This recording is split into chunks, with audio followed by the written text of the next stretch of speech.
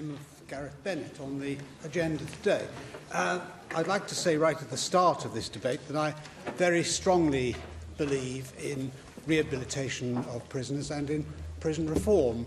As a member of the bar for 40 years, I've many times in the past represented as an advocate pro bono prisoners, sometimes convicted of very serious offences, in one case a double murder, and subsequently when they've been released from prison, I've continued to represent them to obtain justice where I think they've been unfairly treated and have been the victims of injustice. And if I thought that there was any substantial rehabilitative value in extending votes to those serving custodial sentences, I would be very much in favour of it, but I'm afraid I don't.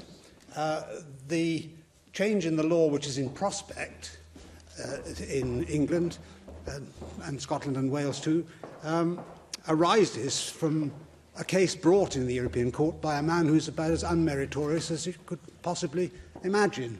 John Hurst, a man who spent an entire lifetime in violent crime and killed a woman with whom he'd been lodging whilst on parole from a 2-year burglary sentence with an axe, hitting her 7 times, and said that whilst he'd been lodging with her for a mere 11 days, because she nagged him consistently when he went out, he felt no remorse and bashed her with the axe. He pleaded not guilty to murder, but guilty to manslaughter, and amazingly, the then head of the Crown Prosecution Service accepted that on grounds of diminished responsibility. But the judge, sentencing him to 15 years in prison, said, "I've no doubt you're an arrogant and dangerous person with a severe personality defect. Unfortunately, this is not suitable for treatment in a mental hospital."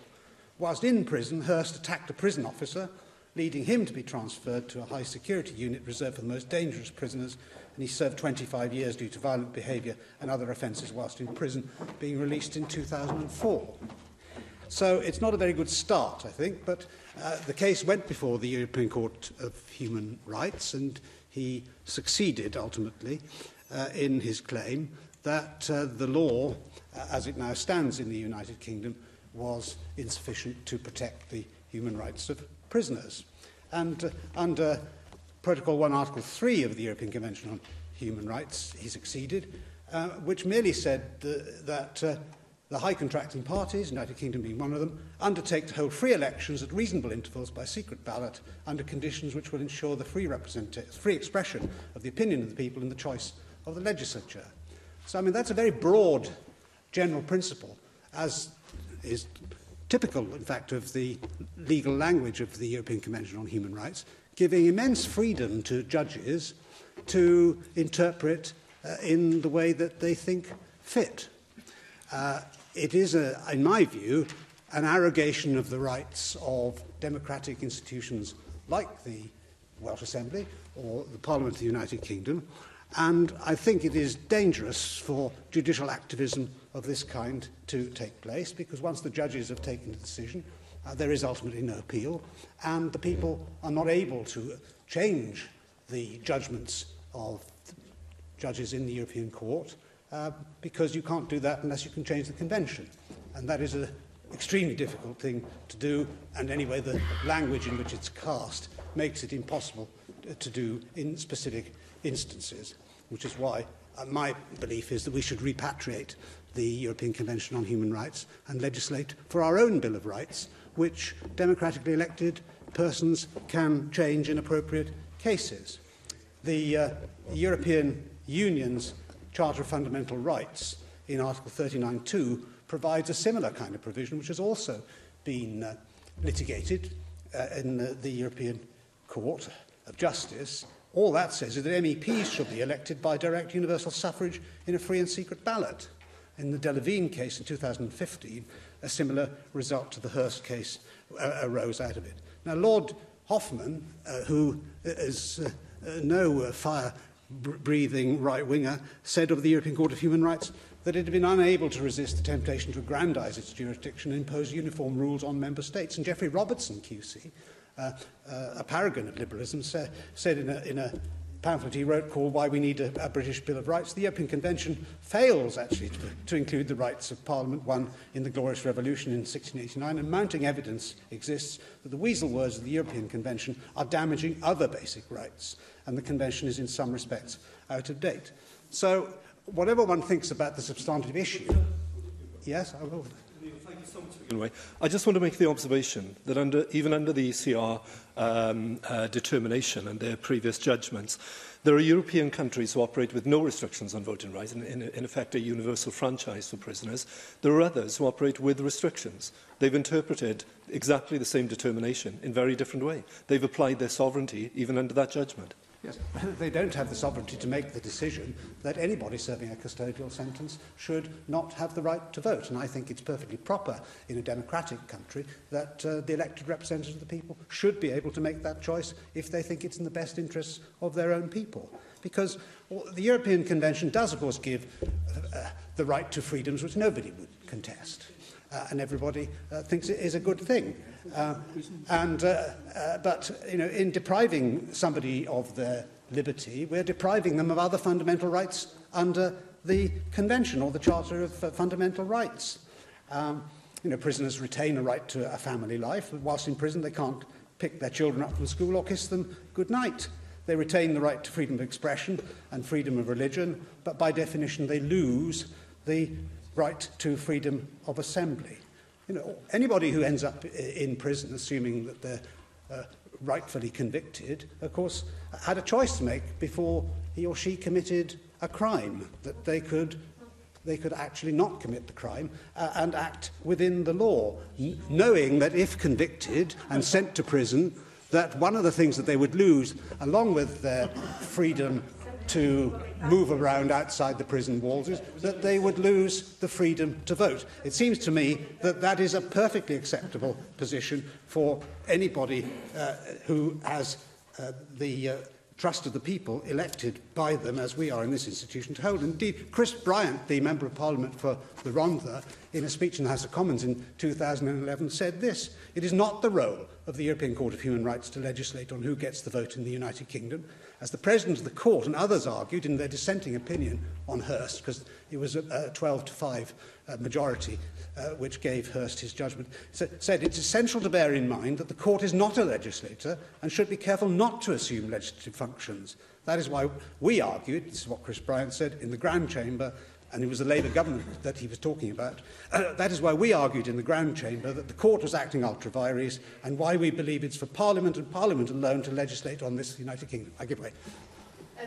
I don't think we should get too hung up on the European Court of Justice. We're about to leave it. I mean, you and many other people, like Theresa May, are very obsessed about this. Just let's look at the objective, which is to support the reintegration of prisoners into normal life and to tackle our appalling record on recidivism, which clearly we're spending loads of money on something that's not working.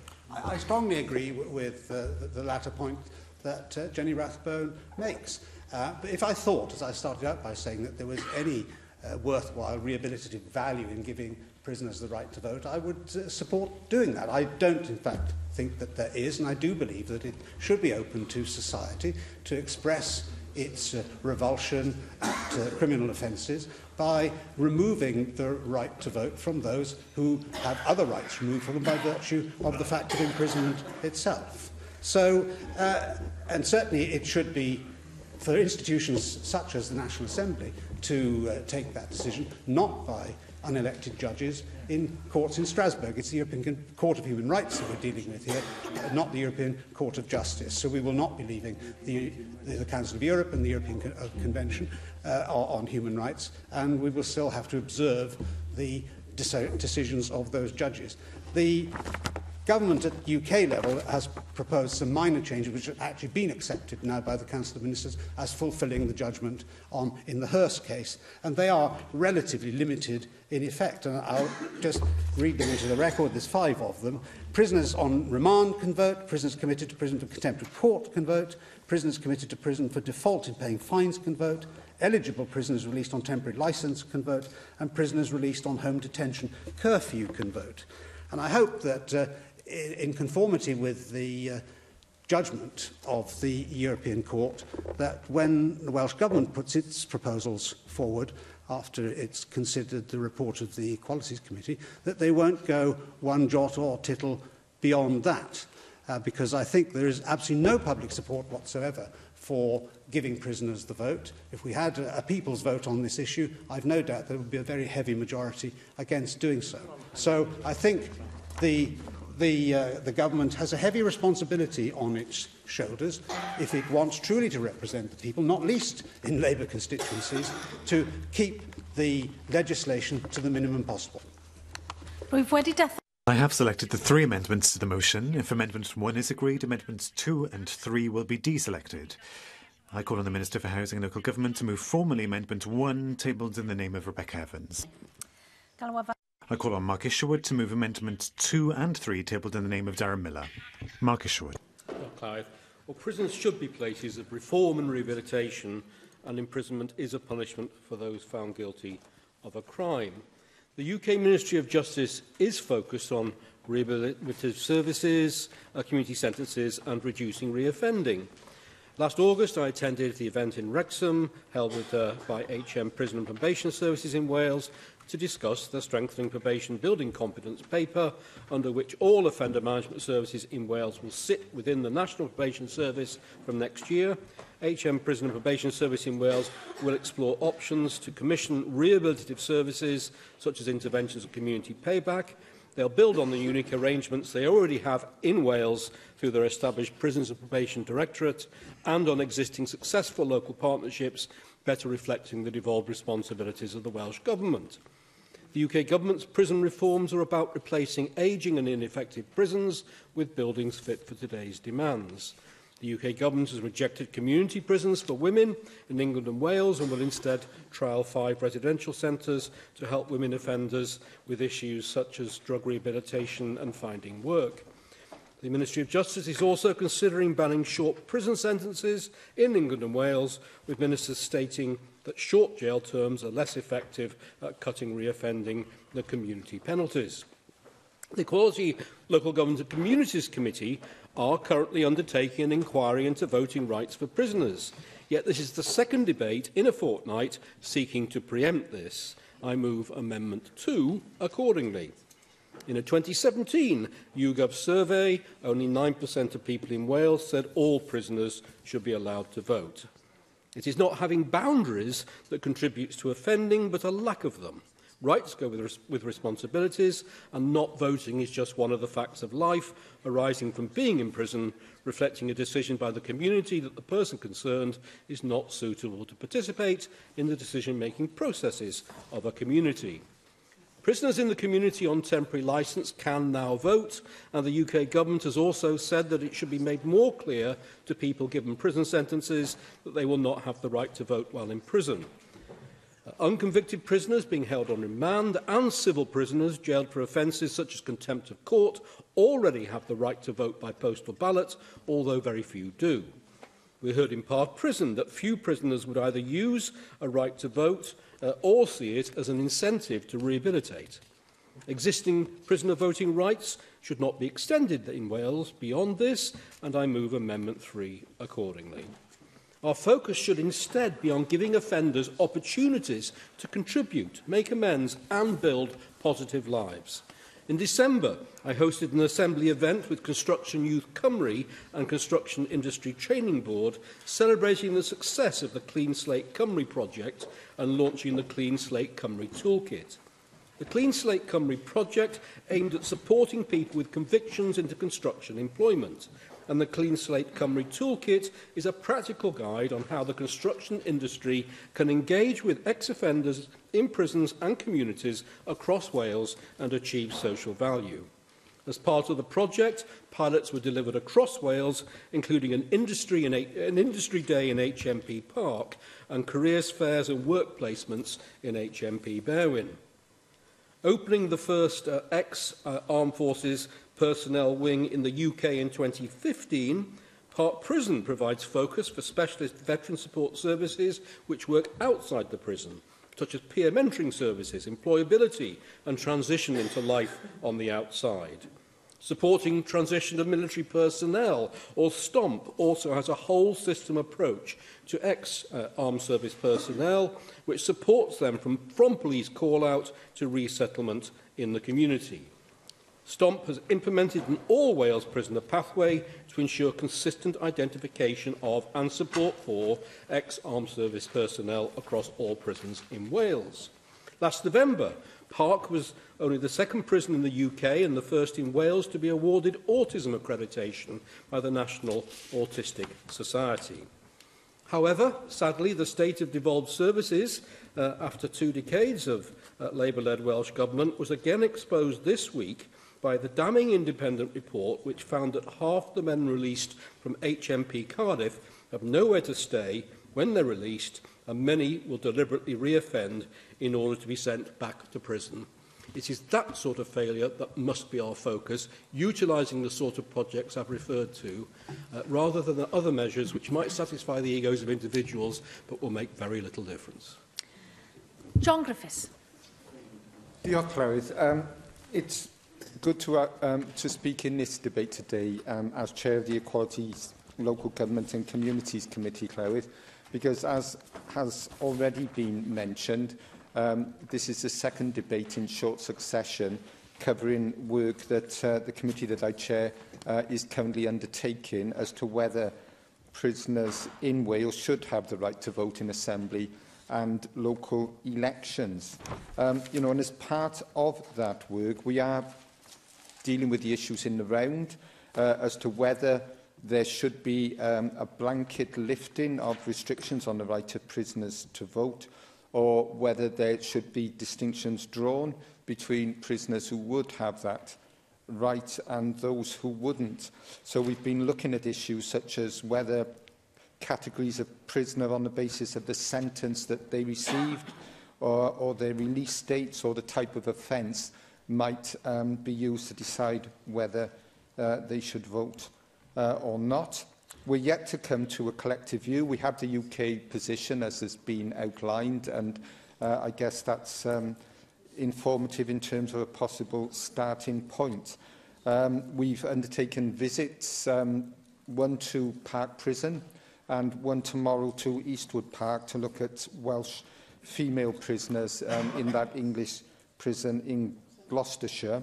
Certainly the visit to Park was very informative in terms of hearing from prisoners and prison staff, and the director of the prison, who was quite forthright in saying that she believed that all prisoners should have the right to vote on a human rights basis, and that some of the practical considerations were certainly not so logistically difficult that they would prevent that happening, and that necessary arrangements, in her view, would have to be made and could be made.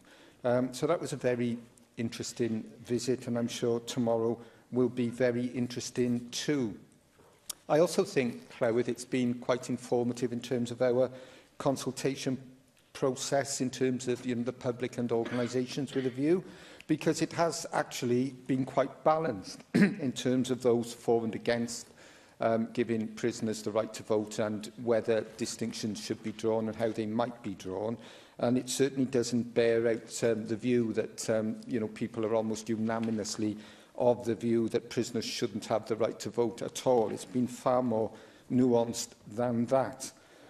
So we are in the middle of taking oral evidence, and in the middle of the committee's inquiry. We will be taking further oral evidence from a range of organisations and, of course, from the Minister in due course.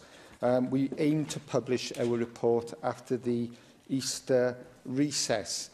So, I hope very much that in the debates and consideration that we're having, the previous debate and this debate, Llywydd, that the work of the committee is duly recognised and indeed respected, because we are going through, I think, a very important process, and it will, I think, put a body of evidence on the table that I hope all members will look at very carefully in due course before fully forming their own opinions on these matters.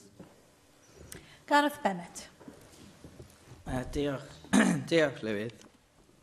Now, prisoner voting is, I think, an important issue.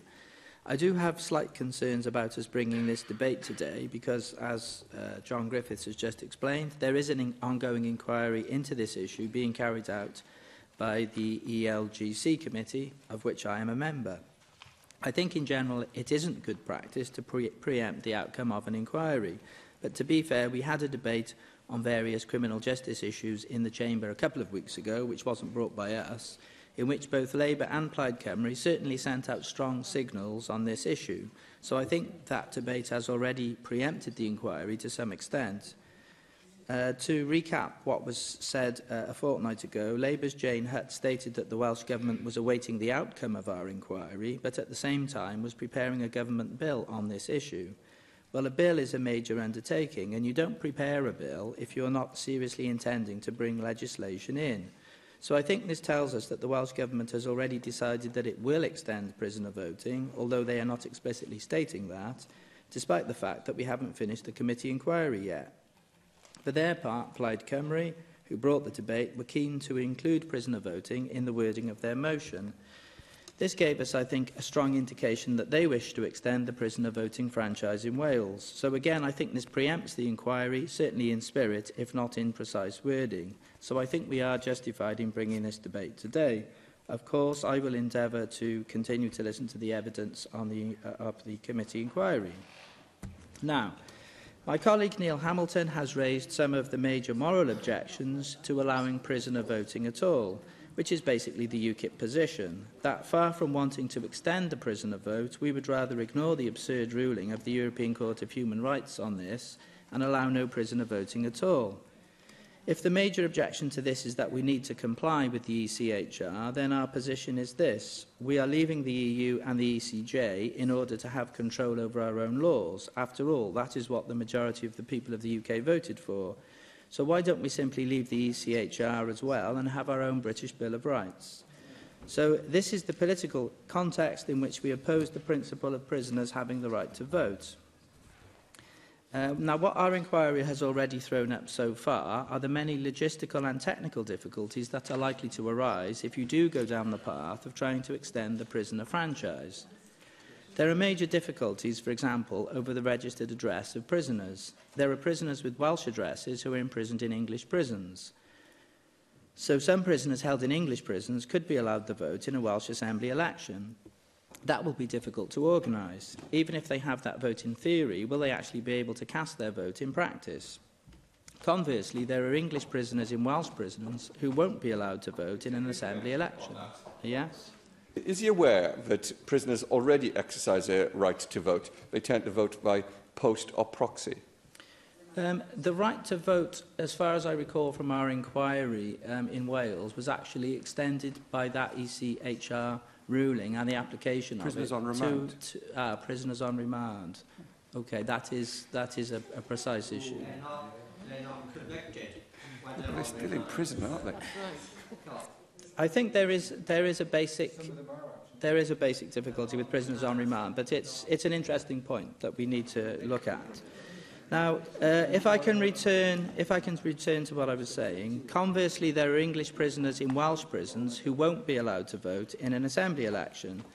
So in many prisons, you will get prisoners on the same wing, some of whom will get a vote and others of whom will not. What you won't get is equality of opportunity, and the inequality may conceivably lead to a lower morale on the wing rather than a higher morale. So I think we do need to tread carefully here. We did visit Park Prison, as John Griffiths mentioned. We did meet prisoners, we met prison officers, and we met the prison director. Now, they do have a privileges system on that prison. I wondered, would the privileges system be of any use in determining whether or not a prisoner might be allowed to vote? Perhaps a naive idea.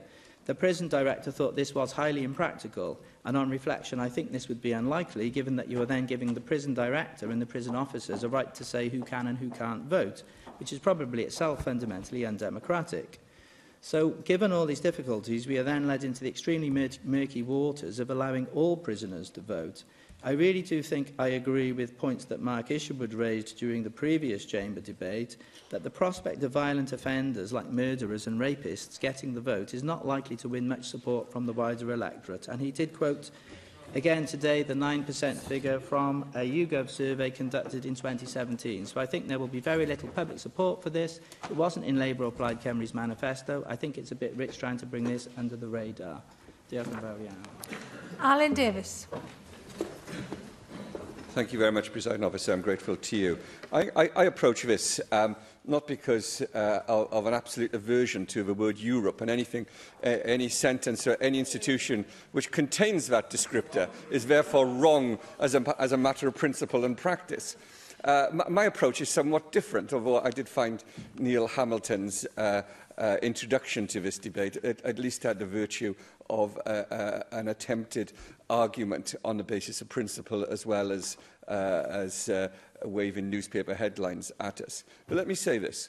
I think it's really important. When I made a statement to this place as a minister on the 30th of January last year, I made a statement which I hoped was rooted in principle and a philosophical commitment to the social justice and equality that should be the hallmark of this place. If we're to be a parliament in the future, then the decisions we take and the approach we take to those decisions is of fundamental importance to the citizens of this country. For me, when we imprison somebody, when we incarcerate them, when we take away their liberty, we take away their liberty to do some of the things that Neil Hamilton described. What we do not do, and what we must never seek to do, is to take away their identity, to take away their citizenship, to take away their rights as an individual and as a human being. That is a different proposition. The punishment they receive is a deprivation of their liberty, and that is the point at which we should begin. But we should also begin at a different point of principle. A point of principle which is rooted in rehabilitation. And one of the weakest parts of the system we have for dealing with criminal justice in this country is through the gate services as prisoners come to the end of their sentences and they're taken back to their community. And we discussed that with a topical and urgent question earlier this afternoon. For me, when I look at this issue, it is essential that we continue to treat people throughout their period in prison as citizens of this country and as citizens that we hope will play an important part in their communities in the future as responsible citizens. The proposal I made to this place I felt was a reasonable place to be, whereby somebody who is sentenced to prison for a period of time where their release date is anticipated to be within the term of the authority, in this case it was local government of course, the authority being elected would be able to vote in elections to that authority. They will be citizens living in that place during the term of that authority being elected. And I thought that was quite an important principle, because we are not depriving somebody of their right to vote who will be held in prison over an extended period of time, a life sentence or a long sentence. We're actually enabling somebody to choose the authority, the local authority in this case, and to participate in an election where they themselves will live in that community during the period of that authority. And that is an important point to make. And, you know, we already do this with remand prisoners, of course. They already do participate and are able to do so. They do so with a connected address. There are none of the issues that the leader of UKIP attempted to articulate in his contribution. None of those issues are either relevant or have been at any time issues where difficulties have arisen. And let me say this. It is important that we do this in a reasoned way, which is rooted in principle, rooted in a philosophical commitment to social justice, but also where there is a practical application. It is clear to me that the arrangements and structures are already in place. And certainly as a minister, I was very, very clear that there were no major practical impediments to this being delivered. The structures we have in place, the right of a prisoner to receive correspondence from an electoral return officer already exists. The right of the prisoner to receive that correspondence in private and to make a determination on the basis of that correspondence already exists. The Electoral Commission have already made an assessment of how this could operate in practice, and the relevant legislation was already amended back in 2000 to enable this to happen. So there are no practical applications and practical issues on this matter. For us, it is who we are as a country, as a people, as a community that matters to me. I want to see prisoners who are being held at the moment in prisons, either here or elsewhere, to be released at a point at which they will become responsible citizens of this country. And we need to start treating them as responsible citizens, not at the point at which they are released, but at the point where they are still held in custody, where we are able to begin the process of rehabilitation. One of the real crises, and I'm sure Mr Hamilton is aware of this, is that rehabilitation has always started when it's been too late and when it's already going to fail. What we need to do is to ensure that we are able to do that as a cohesive and holistic approach from the beginning. So I hope that we will vote this afternoon to support those principles, and that the committee during its work will also come to that conclusion, and we will be able to legislate on these matters before the end of this Parliament. Hugh Davis. And I want to approach this debate in something of a reflective manner, not to preempt the outcome of the committee headed by John Griffiths that I sit on. But I do want to, in opening, just thank both the prisoners but also the prison staff and officials of Park Prison, where we had a visit the other day. I was struck by how articulate, well-informed and intelligent the discussions were with both the prisoners and the prison staff. As some of the prisoners remarked to us in the group that we were in, you'd be surprised how well-informed we are when we're locked up for 14 hours of the day, how much political television we watch and how many newspapers we read. We're very up to speed on it. So I just want to thank them. I'm looking forward to the visit tomorrow. Can I just track back a little bit to why we are where we are? The reason we have the deprivation of the franchise from prisoners dates back to medieval times and the issue of civic death. The idea that if you entered prison, you forfeited your property. Because you forfeited your property, you forfeited the right to vote, because the right to vote was predicated on the ownership of property, and so on. So it's got a medieval, well, it's actually prior to that, it's medieval. 1870 was the Forfeiture Act, which then actually talked about the issue of social contract as well. So there's a long, strange history within this, but if I bring it a little bit more up to date, since 2005, where there have been bans within countries on prisoner voting, this has been found to violate international human rights legislation. The ECR, not an EU body, there's sometimes some confusion over that, remarked that the blanket ban on prisoner voting was indiscriminate and disproportionate. And of course, as has already been remarked by several contributors to this debate, in November 2017, the UK government indeed did give prisoners who were released on temporary licence or on home detention, on remand as we often call it, on detention, on curfew, the right to vote in the UK. And in fact, guidance was sent out that year and leaflets were given to all prisoners, we are told. Now, in May 2018, the Scottish Parliament's Equality and Human Rights Committee recommended lifting the ban in its entirety, and there is a spectrum of views on this, but in its entirety within Scotland. But this was rejected by the Scottish Government. And of course, as we've heard, the committee headed by John Griffiths, at the instigation or invitation of the Llywydd, is now looking at the issue in Wales without powers for the Assembly and for local elections. And of course, very recently in the debates that we've had, on the 30th of January, the Assembly voted 36 to 14 with one abstention in support of the principle of vote for prisoners. I just note that that's short of the supermajority needed to actually change a view within this. So that concept, from the whole disenfranchisement to the whole enfranchisement, has several areas where the committee is looking at in interest with this. The principle of it, and as we know from the Welsh Government consultation back in 2007, in that consultation 50% of the respondents agreed with prisoners being allowed to register for a vote, 48% disagreed. 2% difference. Where have you heard that before? But very close. It looked at the issue of sentence length, whether or not sentence length should be a factor in deciding what prisoners should actually be eligible to have the franchise, or the severity of crime, and of course technical issues that we've heard referred to around method and the address. Just to remark, of course, and my thanks to library colleagues here within the Senate for this, there are 4,700 Welsh people in prison, of which 37% are held in England, so there are technical issues here. And there are 261 Welsh women prisoners, all of whom are held in 12 England prisons. So there are technical issues, but they're not insurmountable.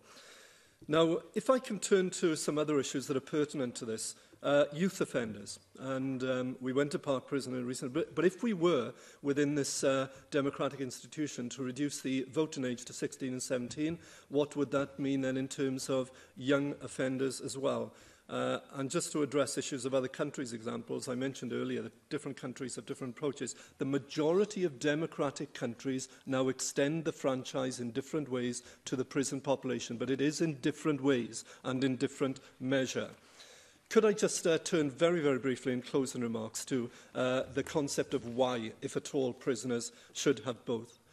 Former Conservative Home Secretary Lord Hurd said, if prisoners had the vote, then MPs would take a good deal more interest in conditions in prisons. Can I turn attention to the suicide of Vicky Thompson, transgender prisoners? Suicide because of the treatment and the abuse that she received in an all-male prison. The continuing failure to combat ongoing, consistent rape and sexual assault behind bars in prison population. The fact that black prisoners make up 15% of the prison population compared to 2% of the country in total. They're over 7 times more likely to be barred from voting while inmates. And I could go on, as the Canadian Supreme Court has stated, disenfranchisement is more likely to become a self-fulfilling prophecy than a spur to reintegration. Depriving at-risk individuals of their sense of collective identity and membership in the community is unlikely to instill a sense of responsibility and community identity, while the right to participate in voting helps teach democratic values and social responsibility. I'm looking forward to participating in the inquiry tomorrow when we go to prison in Gloucester, at the all-women's prison. I think this is an interesting inquiry, but I hope that it will give us some sense here, light more than heat, about the way that this democratic institution may want to proceed. I call on the Minister for Housing and Local Government, Julie James. Llywydd. I welcome the opportunity to restate the Welsh Government's commitment to working to ensure that prison is an environment which is safe and secure, enabling staff and resources to concentrate on the rehabilitation of offenders. The first statement in the UKIP motion is inherently contradictory. The decision to send someone to prison and depriving them of their liberty is obviously an act of punishment in itself. Once that punishment is achieved, we should focus on rehabilitation. I strongly believe that the focus in prison should be on rehabilitation and reconnecting inmates with the values of society at large. Of course, the prison service is the responsibility of the UK Government. The Welsh Government works closely with the Ministry of Justice and Her Majesty's Prison and Probation Service to provide devolved services which are vital in maintaining prisoner welfare and reducing reoffending. We reject the Conservative amendments, which appear designed to ignore the very large contribution made by devolved services. I will run quickly through some of the services we provide in partnership with the prison service in Wales, which clearly demonstrate our commitment to the rehabilitation purpose of prison. The Welsh Government is working with local health boards in Wales to improve the health and well-being of prisoners in the Welsh prisons. Our priorities include mental health, substance abuse and medicines management. These services are key to ensuring inmates are suitably prepared for returning to life outside the prison walls.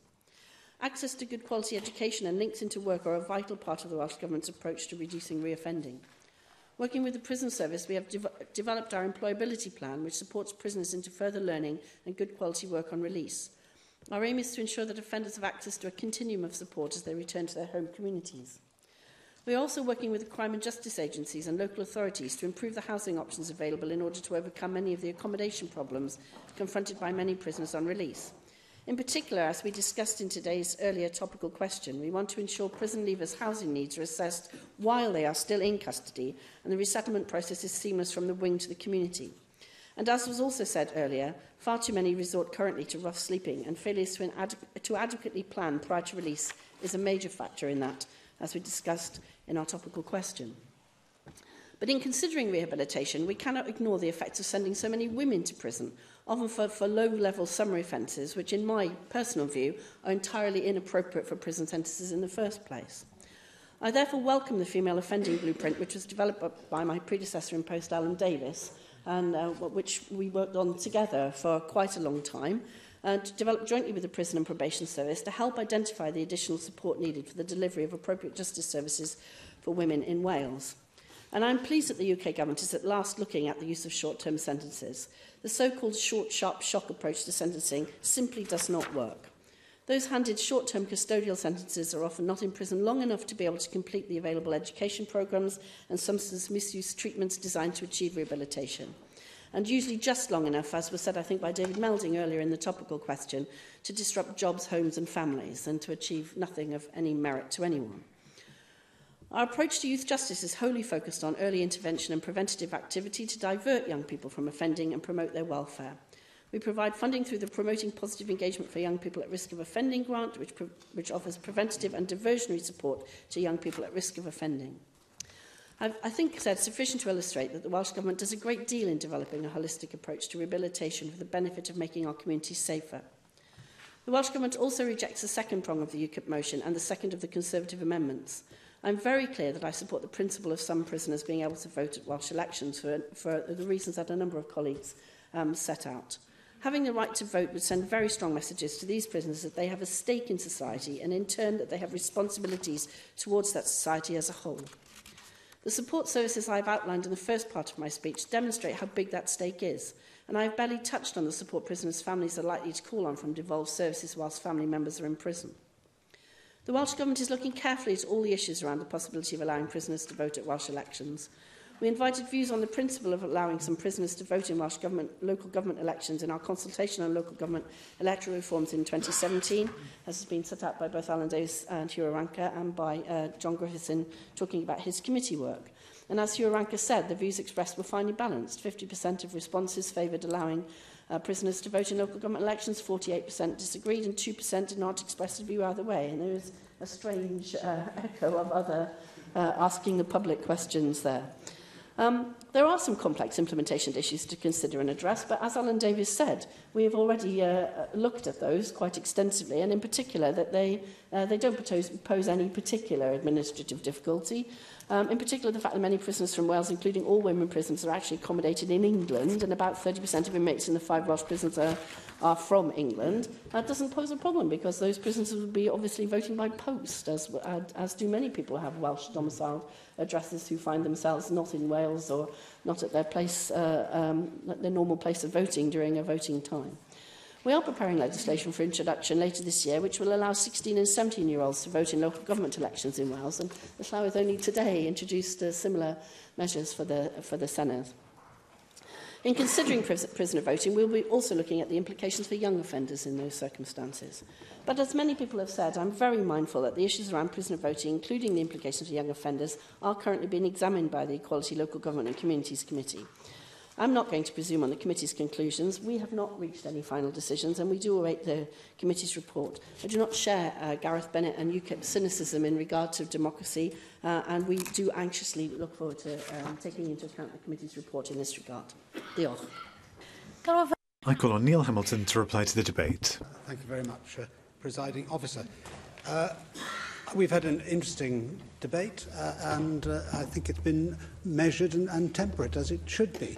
It's an important issue for democracy, but it's also beyond that, as Alan Davis pointed out in his speech, which I thought was an extremely good speech. It's about also the way in which we treat people, even though they are incarcerated and outside the scope of general society. I strongly believe that prisoners should be treated in a humane way. I've been involved for many years with a charity that was set up by Lord Longford, who was a great friend of mine, called the New Bridge, to reintegrate ex-prisoners into society, and appreciated the excellent work they've done. And Mark Isherwood, in his contribution, referred to others like Clean Slate and Stomp doing similar work. This is absolutely vital if we are to reintegrate people into society as law-abiding individuals. And a prison, of course, has a deterrent purpose and a punishment purpose, but it's no good if at the end of it people have learned nothing and simply re-offend. And as Jenny Rathbone pointed out in her intervention in my speech earlier on, recidivism is an important element of this, and whether granting prisoners the right to vote is going to have any impact, I very much doubt. I do believe that it is a matter for us as legislators to decide, not judges, least of all foreign judges, to decide whether, as part of the punishment for the commission of crime, that prisoners lose the right to vote whilst they are inside. And Hugh Ranker Davis, in the course of his contribution, gave us a bit of the history. Of course, before the 1830s, the right to vote was very largely a property right, and not a right in the sense that we would understand it today as a democratic right. And the Forfeiture Act of 1870 was the start of the process of removing the right to vote from prisoners in its modern context. I strongly support what Alan Davis said about what happens to prisoners on release, and it's very important in advance of their being released that we should begin the process of reintegration. I can see the arguments for the proposition that he's put forward. I think it's an attractive proposition because you can see the practical purpose of it. Prisoners reach the end of their sentences, they get into the end of the deterrent effect and the punishment effect of their sentence, and you can see then that the rehabilitative element is much more important perhaps than it is at the beginning. So that's certainly something that I would be prepared to consider supporting as part of the process. And I'll say to John Griffiths, as the chairman of the Equalities Committee, that this debate is not intended in any way to preempt the committee's report. One of the things that has most impressed me about this Assembly since I've been here is the way that these cross-party committees are genuine cross-party committees, and in their reports they generally try to achieve a consensus which can inform the debate. And I hope that this debate, like the Plaid Cymru debate a couple of weeks ago, is part of the process, contribution, if you like, to your work and not an attempt to supplant it or substitute for it. I appreciate that the Minister was limited in what she could say in her speech by having to consider this issue once the Equalities Committee has produced its report. And I do strongly agree with something that she said also in relation to the number of people serving sentences that are very short term, that don't actually provide much of a deterrent effect, and they certainly produce problems in prison. Prisons can be very brutalising places. I've been inside lots of prisons in the course of my life as a lawyer, I hasten to add.